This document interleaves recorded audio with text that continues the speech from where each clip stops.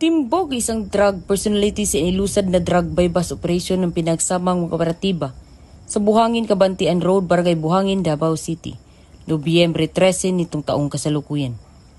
Kinilala ni Police Captain Roel C. Junela, Station Commander ng Buhangin Police Station, ang suspect na si alias Jemar, 25 anyos at residente ng Purok 22A, Purok Antonio, Barangay Leon Garcia, Agdao, Davao City.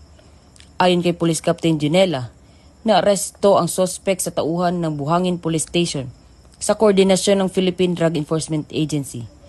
Dagdag pa ni Police Captain Junela, nakuha mula sa suspect ang hinihinalang shabu na may bigat ng migit kumulang 87.42 gramo, isang coin pouch at mark money na ginamit sa operasyon. Ang suspect ay maharap sa kasong paglabag sa RA 9165 o Comprehensive Dangerous Drugs Act of 2002.